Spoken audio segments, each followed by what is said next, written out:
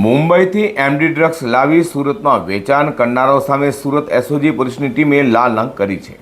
ત્યારે એસઓજી પોલીસની ટીમે કપલેથા ચેકપોસ્ટ પાસેથી મુંબઈથી કારમાં ડ્રગ્સ લાવી સુરતમાં ઘુસાડાય તે પહેલાં જ 3 કુખ્યાત ડ્રગ્સ પેડલરોને ઝડપી પાડી લાખો રૂપિયાના એમડી ડ્રગ્સ અને કાર સહિતની મત્તા કબજે કરી હતી। સુરત પોલીસ કમિશનર અનુપમસિંહ ગેહલોત દ્વારા no drugs in Surat city અભિયાન ચલાવવા અને સુરતમાંથી નાર્કોટિક્સની બદીને નેસ્ત નાબૂદ કરવા માટે સુરત પોલીસને કડક સૂચના આપી હોય, જેને લઈને સુરતના સ્પેશિયલ ઓપરેશન ગ્રુપ એટલે કે એસઓજીના ડીસીપી રાજદીપસિંહ નકુમ સાહેબની સૂચના લઈને પી અતુલ સોનારાની ટીમ પેટ્રોલિંગમાં હતી।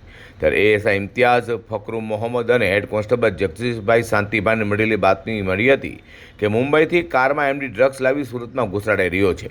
જે માહિતીના આધારે એસઓજી પોલીસની ટીમે કપલેથા ચેકપોસ્ટ પાસે વોચ ગોઠવી હતી, જેથી પસાર થતી શંકાસ્પદ કારની આંતરિક કારમાં સવાર 3ની અટકાયત કરી ઝડપી લેતા 1.57 લાખ રૂપિયાની કિંમતના એમડી ડ્રગ્સ મળી આવતા પોલીસે એમડી ડ્રગ્સ, મોટરકાર અને અન્ય મત્તા મળી 8,60,000થી વધુની મત્તા કબજે કરી ત્રણેય આરોપીઓ દાનિશ ઉર્ફે દાનિશ શેખ હારૂન કુરેશી, ઝહીર હુસૈન, મુઝફ્ફર હુસૈન સૈયદ અને મનોજ શ્રાવણ ચૌધરીની ધરપકડ કરી ત્રણેય વિરુદ્ધ કાયદેસરની કાર્યવાહી હાથ ધરી હતી।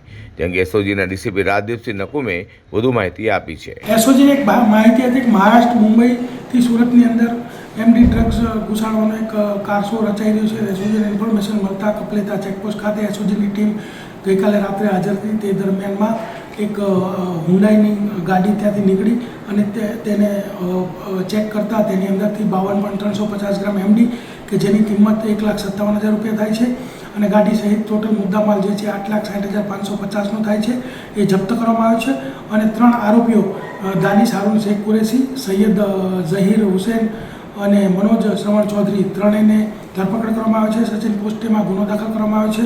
આ ત્રણેય આરોપીઓનો ઇતિહાસ એવો છે કે અગાઉ પણ સચિન પોસ્ટેમાં આ ત્રણેય વિરુદ્ધમાં એનડીપીએસનો ગુનો દાખલ કરવામાં આવ્યો છે। હાલ સુરત પોલીસ દ્વારા ડ્રગ્સ માફિયાને પકડી જેલમાં ધકેલી દીધા હોય, જેથી સુરતમાં ડ્રગ્સની અછત પડતા ત્રણેય આરોપીઓએ મુંબઈથી ડ્રગ્સ લાવી ઊંચા ભાવે વેચવા ભાગીદારી કરી હોવાની કબૂલાત કરી હતી। હાલ તો ત્રણેય વિરુદ્ધ સચિન પોલીસ મથકમાં ફરિયાદ નોંધાતા વધુ તપાસ સચિન પોલીસે હાથ ધરી છે।